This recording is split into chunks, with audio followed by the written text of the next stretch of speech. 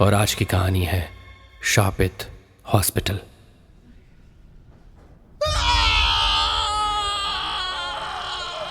एक जोरदार चीख ओटी के अंदर से आई, जहां कुछ देर पहले डॉक्टर अभय एक सर्जरी करने के लिए गए थे। बाहर खड़े हुए लोगों की भीड़ में एक खौफ फैल गया। सबके चेहरे पसीने से नहा गए थे। वो एक दूसरे से कांपती हुई आवाज में कहने लगे, आखिर जिस बात का डर था वही हुआ, जो बाकियों के साथ हुआ वही डॉक्टर अभय के साथ भी हुआ है। थोड़ी ही देर में ओटी का दरवाजा अपने आप खुल गया। अंदर बहुत अंधेरा था और कुछ भी दिखाई नहीं दे रहा था। तभी एक झटके से डॉक्टर अभय की लाश ओटी के बाहर आकर गिरती है और सब लोग चीखें मारकर इधर उधर भागने लगे। डॉक्टर अभय की लाश बहुत ही बुरी हालत में थी। उसके पूरे चेहरे पर नाखून के निशान बने हुए थे और उसकी आंखें भी बाकी लाशों की तरह सफेद पड़ चुकी थी। उसकी पूरी बॉडी पर जगह जगह कट लगे हुए थे। पूरी बॉडी को नाखूनों से फाड़ दिया गया था। जब डॉक्टर अभय अंदर गया था उसकी उम्र करीब 30 साल की थी, पर अब तो वो एक 50 साल के बूढ़े की तरह दिख रहा था, बेहद ही खौफनाक। उसे देखकर गांव वालों के रोंगटे खड़े हो गए। हर तरफ चीखें पुकार मच गई। ये मनाली का एक छोटा सा गांव था जो पुलगा गांव के नाम से जाना जाता था, जहां सिर्फ एक ही सरकारी हॉस्पिटल था और पुलगा गांव के उस हॉस्पिटल में किसी का भी ऑपरेशन करना या इलाज करना सख्त मना था। डॉक्टर अभय से पहले भी करीब 7 डॉक्टरों ने ऑपरेशन करने की कोशिश की थी, मगर जो भी अंदर जाता उसकी ऐसे ही भयानक अंदाज में मौत हो जाती और उसकी लाश बहुत ही भयानक स्थिति में हो जाती। और यह सिलसिला लगातार 5 साल से जारी था और इसी वजह से लोग उस हॉस्पिटल को शापित हॉस्पिटल कहकर बुलाते थे। डॉक्टर विधि जो अभी सिर्फ 28 साल की थी, डॉक्टर अभय की मौत के कुछ महीनों बाद उसका इस गांव में ट्रांसफर होता है। जिस दिन उसने हॉस्पिटल ज्वाइन किया तभी वहां एक लड़की दर्द से तड़पती हुई एडमिट हो गई। वो लड़की प्रेग्नेंट थी। उस लड़की के परिवार वालों के साथ साथ वहां गांव के कुछ लोग और भी मौजूद थे और उनके साथ एक तांत्रिक जैसा दिखने वाला साधु भी मौजूद था। उस पेशेंट का नाम नंदनी था। दर्द से बुरी तरह तड़प रही नंदनी को देखकर डॉक्टर विधि ने उसके परिवार वालों से कहा, इनकी कंडीशन तो बहुत खराब है। अगर फौरन ऑपरेशन नहीं किया तो माँ और बच्चे दोनों की जान जा सकती है। इन्हें तुरंत ओटी में लेके जाना होगा। तभी वो तांत्रिक जैसा दिखने वाला आदमी बोला, डॉक्टर, अगर आप अपनी भलाई चाहती हैं तो ऑपरेशन थिएटर में मुझे भी अपने साथ लेकर चलिए। साधु की बात सुनकर डॉक्टर विधि का गुस्सा 7वें आसमान पर पहुंच गया। वो गुस्से से साधु की ओर देखकर बोली, तुम्हारा दिमाग तो ठीक है ना? तुम्हें लगता है कि मैं तुम जैसे पाखंडी साधुओं को ऑपरेशन थिएटर के अंदर लेकर जाऊंगी? शायद आप इस हॉस्पिटल के बारे में कुछ नहीं जानती। इस हॉस्पिटल में जो भी डॉक्टर किसी मरीज का ऑपरेशन करता है तो वो मरीज के साथ साथ उस डॉक्टर की लाश भी कुछ देर बाद इसी जगह बेहद भयानक अवस्था में मिलती है। डॉक्टर, पूरे परिवार वालों ने मुझे यहाँ इसीलिए बुलाया है। साधु की बात सुनकर डॉक्टर विधि मजाक उड़ाने वाले अंदाज में बोली, मैं इन बकवास बातों को नहीं मानती। चलो हटो यहाँ से। साधु ने डॉक्टर विधि को बहुत समझाया मगर विधि ने उसकी एक न सुनी। थक हार कर वो साधु ओटी के बाहर ही परेशानी के आलम में टहलने लगा। विधि नंदनी को ओटी में ले गई और अंदर से दरवाजा बंद कर लिया। गांव के सारे लोग इकट्ठा हो गए क्योंकि पहले भी कई डॉक्टर ने ये करने की कोशिश की थी और हर बार सबकी लाश ही मिली थी। आज भी उनके चेहरे दहशत से भरे हुए थे। डॉक्टर विधि ने ऑपरेशन करना शुरू कर दिया। जैसे ही डॉक्टर विधि ने उसके पेट पर कट लगाया, अचानक कमरे में अंधेरा छा गया। बल्ब की रोशनी जलने बुझने लगी। डॉक्टर विधि घबरा गई और घबरा कर ओटी से बाहर जाने लगी। तभी किसी ने नीचे से उसका पैर पकड़ लिया, जिससे विधि की चीख निकल गई। उसने नीचे की तरफ जलती बुझती रोशनी में देखा तो नीचे का मंजर देखकर उसकी आंखें दहशत से फटी की फटी रह गईं। डॉक्टर विधि का जिसने पैर पकड़ रखा था वो कोई और नहीं बल्कि प्रेग्नेंट लेडी नंदिनी थी। वो इस वक्त बहुत भयानक लग रही थी। उसके बाल पूरे बिखरे हुए थे। पेट जिस पर कट लगा हुआ था उसमें से खून बह रहा था। उसकी आंखें बड़ी बड़ी और लाल रंग की हो गई थी। विधि को देखकर वो जोर जोर से हंसने लगी। उसे देख विधि के होश उड़ गए। डॉक्टर विधि ने बड़ी मुश्किल से हिम्मत जुटाई और कांपती हुई आवाज में पूछा, कौन हो तुम? और पेट पर कट लगाने के बाद तुम चल फिर कैसे सकती हो? नंदिनी जोर से हंसने लगी। विधि ने देखा कि नंदिनी के गले से दो अलग अलग आवाजें निकल रही थी।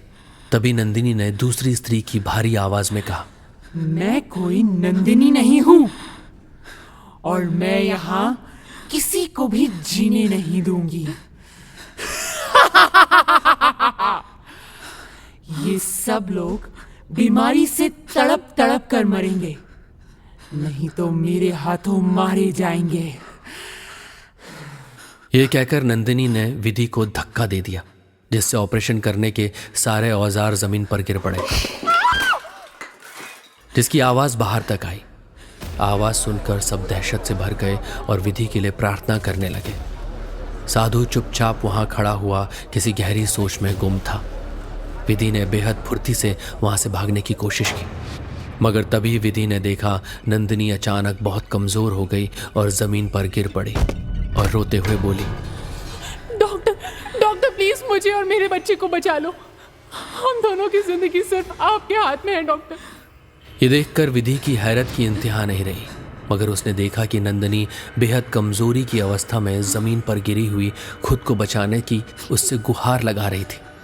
विधि का दिल पसीज गया। विधि ने उसे उठाकर बड़ी मुश्किल से बेड पर लिटा दिया, मगर विधि ने जैसी ऑपरेशन करने की कोशिश की, तभी नंदिनी ने बेहद फुर्ती से विधि का गला पकड़ लिया और गुस्से से वो बोली, तू इसको बचाएगी तो तब ना जब मैं इसका शरीर छोड़ूंगी। तो इसका शरीर छोड़ दो प्लीज, मैं रिक्वेस्ट करती हूँ। तू मरना चाहती है क्या? बहुत चालाक समझती है खुद को। मैं तब तक किसी शरीर को नहीं छोड़ती जब तक वो मर नहीं जाता। आखिर है कौन आप और क्यों इस हॉस्पिटल और गांव के लोगों के पीछे पड़ी हैं? क्या बिगाड़ा है इन लोगों ने आपका?